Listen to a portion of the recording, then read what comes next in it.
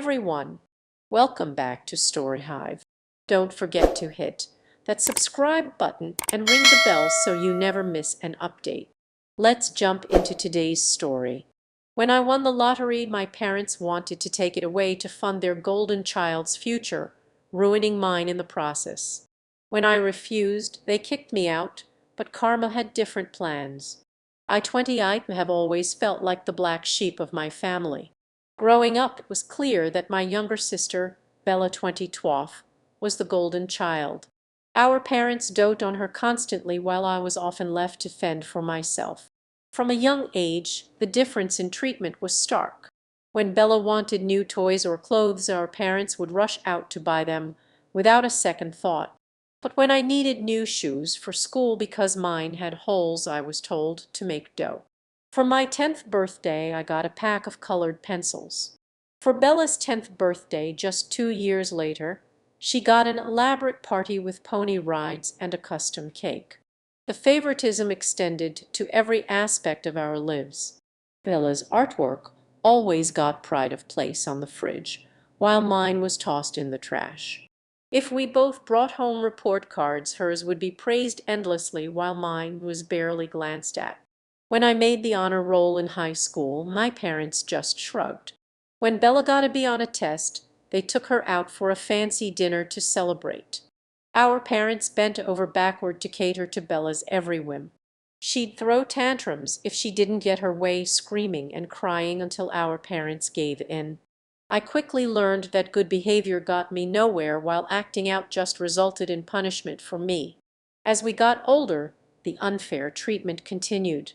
When I graduated high school, I got a card with $50 in it. When Bella graduated 2 years later, our parents gifted her a brand new car. I worked multiple part-time jobs to pay my way through community college, while Bella got a full ride to an expensive private university, courtesy of our parents emptying their savings and taking out loans. Every milestone in my life was treated as an afterthought, while Bella's achievements were celebrated like national holidays. When I landed my first real job after college, my parents' response was, "That's nice, dear." When Bella got an internship, the constant favoritism really wore me down. Over the years, I developed severe anxiety and depression, always feeling like I wasn't good enough. I went to therapy on my own dime to work through my issues. Meanwhile, Bella grew more and more entitled and demanding. She'd call our parents at all hours expecting them to solve her problems. If they didn't immediately drop everything for her, she'd guilt-trip them mercilessly. Bella never learned to stand on her own 2 feet because our parents were always there to coddle her. I tried many times over the years to talk to my parents about the unfair treatment, but they always brushed me off, saying I was being overly sensitive or jealous of my sister. They truly couldn't see how their actions were harmful. Last year, I finally managed to land a decent job that paid well enough for me to move out on my own. I was excited to finally have some independence, but as soon as I told my parents the news, they immediately started pressuring me about money. They insisted that as the older sibling, it was my responsibility to start saving up for Bella's future wedding. Apparently, I needed to put aside a large chunk of my salary just in case. When I pointed out that I had my own expenses and future to think about, they accused me of being selfish. According to them, family should always come first, and I needed to make sacrifices for my sister's happiness. I felt guilty and conflicted. Part of me wanted to stand up for myself, but years of conditioning made it hard. In the end, I reluctantly agreed to put some money aside each month for Bella's hypothetical future wedding, but I also secretly started saving for my own goals too. For years, I dreamed of starting my own business. I had a solid plan for an apparel company specializing in frocks and dresses for little girls, but I knew I'd need significant startup capital to make it happen. So I started tucking away whatever I could from each paycheck. Then, a few months ago, something incredible happened. I won $500,000 in the state lottery. I was over the moon.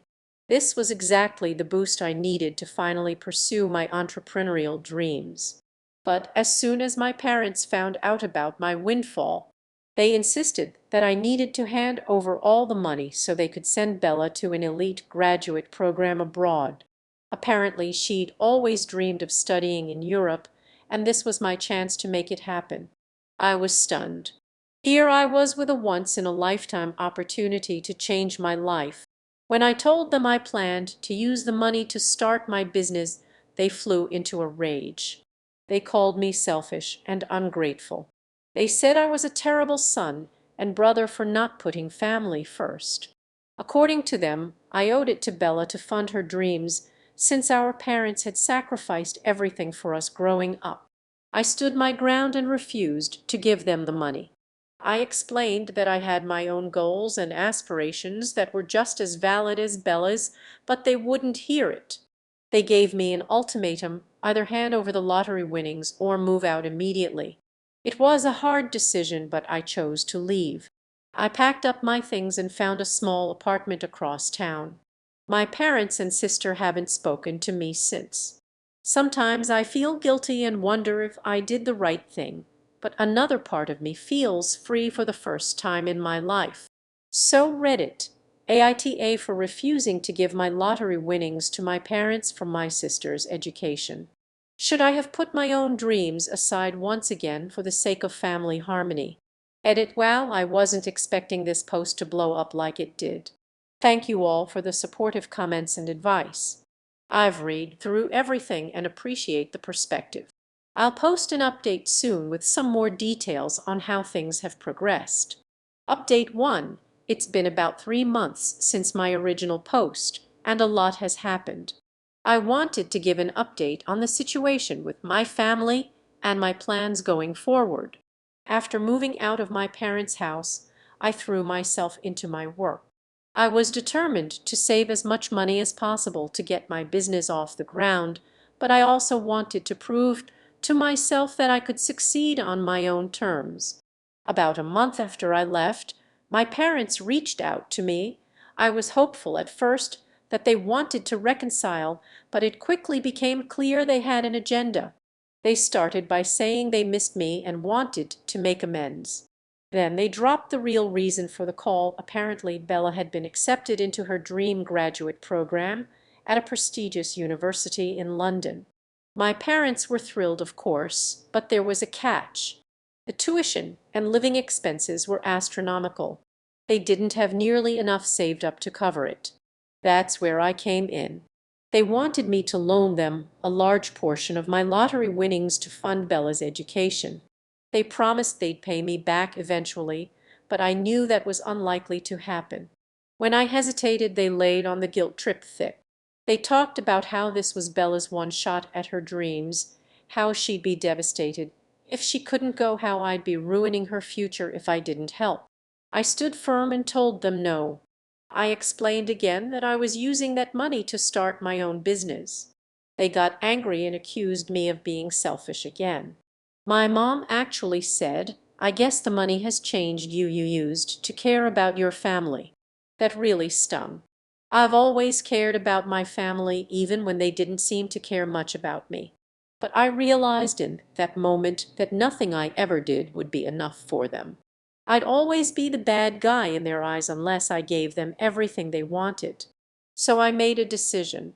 I told them that I was done being their ATM, that I loved them but needed to put myself first for once, and that if they couldn't respect my choices, then maybe we needed some time apart. They didn't take it well. There was a lot of yelling and crying. My dad said I was dead to him if I didn't help Bella. In the end, I had to hang up on them mid-tirade. It was one of the hardest things I've ever done. After that call, I blocked their numbers for a while. I needed space to process everything and focus on my goals. I threw myself into planning my business launch. I did tons of research, networked with other entrepreneurs, and started putting together a solid business plan. About a month ago, I took the plunge and quit my day job to focus on my company full-time. It was scary but also exhilarating. For the first time in my life, I've spent the last few weeks setting up my workshop and getting everything in order. I've hired a few part-time seamstresses to help with production. We're starting small with an online store, but I have plans to expand into brick and mortar locations if things go well. My first collection of girls' frocks and dresses is almost ready to launch. I'm nervous but excited to see how they're received. It's been about 6 months since my last update, and things have continued to evolve. My business is doing exceptionally well.